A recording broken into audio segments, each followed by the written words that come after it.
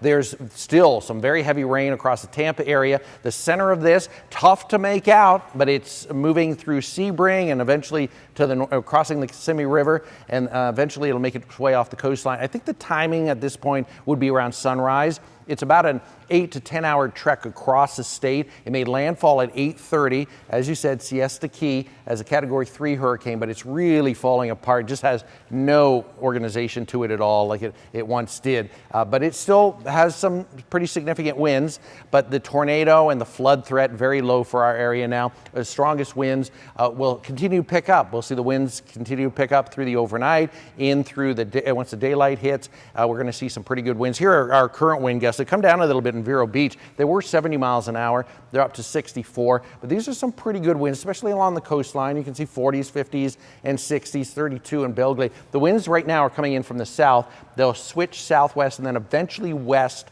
once the sun rises. And now here are the current wind gusts across the state. It was 92, as I mentioned, probably about 3 hours ago in Tampa, down to 48 now, 58 in Punta Gorda. Some of the highest wind gusts are on the eastern side of the state, 60 in West Palm, 64 in Vero, and 54 right now in Orlando. So reasonable, pretty gusty, but at least not high enough to do any kind of significant damage, at least not currently. So that storm, this is a 2 a.m. advisory, winds at 90 miles an hour. It's still picking up a little bit of forward speed, which is good too. So it makes landfall earlier, and it gets out of here a little bit earlier around sunrise. It should be off the coastline easily by 8 a.m.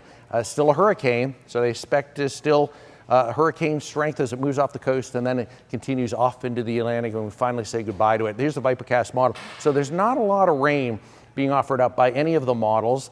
There's that center of circulation. There's 5 in the morning. This model has it offshore at this point. A lot of clouds, very gusty winds, some quick moving rains, Treasure Coast mainly, and then later in the day, there's 2 p.m. Look at how this band of rain works all the way down the coastline. So we may get into some kind of squally weather in the afternoon, Thursday afternoon. But those really strong winds stay just to the north, and they don't have a big impact along our area. I think the hurricane force winds will stay just to the north, but there is a hurricane warning for Indian River, St. Lucie, and Okeechobee counties, and we have the tropical storm warning that is for Martin County, and that is for Palm Beach County, where tropical storm conditions are possible, and 100% chance of, pretty much across the area, of tropical storm force winds. So that is some of the gustier winds that we'll see overnight. And we'll still see these winds stay up overnight, and into Thursday. Once the sunrise comes up, there'll still be very gusty winds Thursday through the afternoon. So don't be surprised if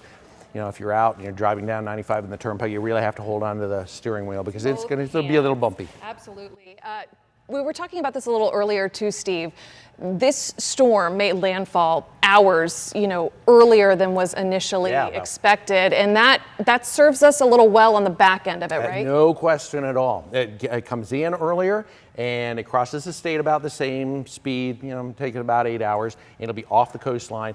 The winds, though, will still be very gusty Thursday during the day, right into the late afternoon. Even in the afternoon, you're going to be outside and you'll be like, well, this is really pretty impressive for wind speeds, but not to the point where we're going to see any kind of significant. You mentioned some of those wind gusts kicking up. We seem to be getting more reports to Lake Worth, some in West Palm Beach where power lines are coming down. Yes, and when you get it's sort of like 60 miles an hour seems to be kind of that threshold. You get above 60, you start to see the power outages pop up, and that's the concern because we've seen a few 60 to 70 mile an hour wind gusts in the last 2 to 3 hours. It's kind of a round number, but right now, at least in our immediate viewing area, we're looking at about 50,000 power outages. Wow, that is a lot more. We were just talking to FPL, probably 3-4 hours ago, and those numbers were a lot lower, so they're climbing. And we've seen some of the linemen out there already working, power crews working on that. When we're talking about wind gusts, tell me if I'm accurate here. The strongest one we've heard you talk about, 90 plus miles an hour clocked at the airport in the Tampa area. And that's when Tropicana Field, the Trop in St. Pete, the roof came off. And if you're familiar, that roof is built at a slant. The idea was it could be an area safer from hurricane force winds. That was the hub for first responders where they were kind of gathering and deploying. Area, right? Yeah. And we've seen the video. We're working to bring it to you right now, but it is just ripped apart. I saw the video earlier, and it's just like a kite just flapping in the wind. It's just all over. It's really incredible. And that appears to have happened right when those big, like a 92-mile-an-hour wind gust is significant. We're talking almost Category 2 wind gusts, hurricane wind gusts. I mean, that's a big wind. And because of, wind gust danger, we know places like Martin County, they do have a curfew. That is going until 6 o'clock in the morning. Also, if you go up to St. Lucie County right now, and we've seen widespread damage there. In fact, we are told that the National Guard has been called in to help with some of that cleanup because it's just so much for, one or two agencies to take. There's so much debris in that area that they need those extra resources. You said about an 8 to 10 hour trek this storm across the state, Steve. So we're looking at around sunrise time that it should move off the coast? And then it'll be off the coast. The winds, we'll still get the backside of the winds though, and that's going to last for likely another 8 or 10 hours. They're like very gusty west and northwest winds for most of Thursday. And that's like Vero, Fort Pierce. Yeah, even down into Palm Beach County. It'll be not damaging, not expecting damaging winds, but definitely very, very gusty. What does daylight bring for us, Steve? As people really get a look. It's not gonna be. Because we worked all morning and afternoon tracking these tornadoes, and almost every tornado warning had a massive tornado with it, and I think when the sun rises, it's going to be heartbreaking. You think it's going to reveal so much more? I do. Okay. These are tornadoes. This outbreak will be studied for a long time to come. How do the officials, when they come in to measure the strength, the number that touched down, weather team. How do they begin? How do they begin? Because we have 50, I think the last count was 59 tornado warnings, probably a couple dozen tornadoes in South Florida and Central Florida, confirmed tornadoes. They don't have the personnel to do site surveys and walk the tracks of all these. I'm not sure exactly how that's all going to come together in the end, but it's actually important science because not only for studies in the future on why this all happened, but also just for insurance. Claims, right. Steve, you and I had a discussion. This would be, 3 years ago at this point, about hurricane tracking technology and how it's evolved over the course of your career. What are we seeing coming into play with this storm, with Milton, by way of advancements and how some of the tools have really made a difference in tracking this one? Well, just the fact that just our weather equipment to begin is so much faster in just getting the information out. When we're on air, the tracks and everything else will update automatically. Our radar becomes the best tool when the storm is actually making landfall. We can track each individual cell. We saw that today. Warnings were popping up automatically. I stood in front of that green screen for a solid 4.5 hours. I barely moved. All that information's coming in and just automatically being shown behind me, and I can just stand there and do it for hours. That was something that we couldn't do even 5 and 10 years ago. You look at we just had Helene 2 weeks ago. Now we've had Milton, and then to even hyper localize it, all of the tornadoes that we had, there is such a fatigue that is setting in right now. And we've had long-timers who've said, lived here all their lives, never seen anything like it. Yeah. We may end up being the part of the state for this hurricane. I don't want to get too ahead of myself, but we may end up being the part of the state that has the most damage from. Wow. That's the way it's looking right now.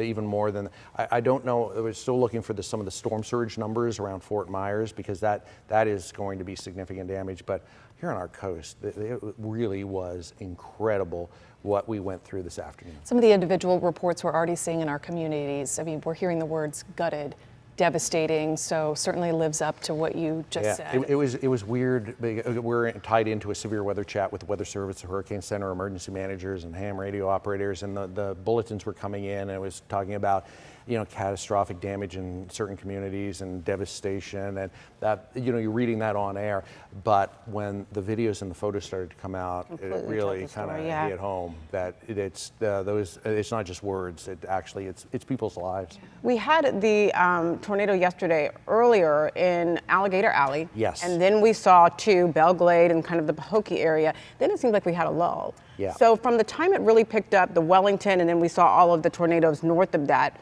what was the time span? Was it over the course of 2 or 3 hours? Yeah, I think there was a delay. Well, I don't want to say a delay, but a difference in time. Of probably, yeah, 2 or 3 hours. And I wouldn't call the first couple of tornadoes that popped up, I suppose, sort of an outer feeder band. It was kind of disjointed, though. It wasn't like a solid line of rain and storms.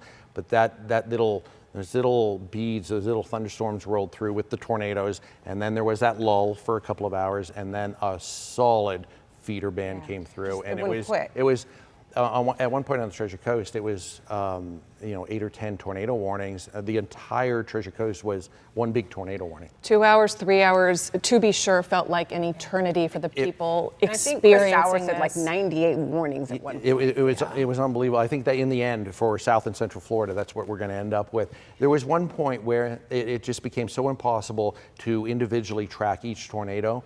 I just said, if you live on the Treasure Coast, get in your safe room. And even if you don't have a tornado warning right now, you are going to get one in the next 4 to 5 minutes. Right. So just be prepared. And it certainly proved true. It definitely. Have you ever done that before? Verified. In Hurricane Irma in 2017, we had the entire Treasure Coast, they made it one big tornado warning for about 3 to 4 hours. It was a very similar situation. The difference this time is that almost every one of those tornado warnings had a massive tornado in it. And in Irma, a lot of them were warnings, but they never actually verified with a tornado on the ground. That is the big difference. And a tornado that we saw a mountain of video from. I mean, we could see the touchdown clear as day with those videos. I keep going back to the discussion you and I had years ago, because this was my introduction to Steve Weigel about his expertise in tracking hurricanes. And we talked then a lot about the models and the different models. When it comes to Milton, how did the models hold up to where this made landfall and the timing?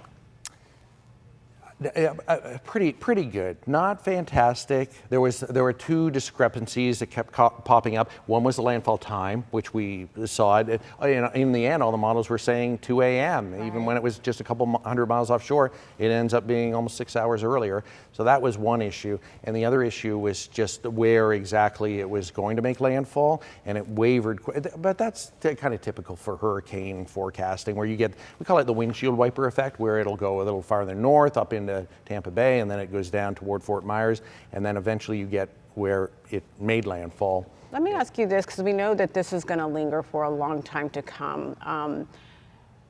A lot of times people say, oh, I shouldn't put my shutters up, or, oh, they're talking about it too much. And you said from the very beginning, we have the threat of tornadoes. And it wasn't until, case in point, they just started popping off.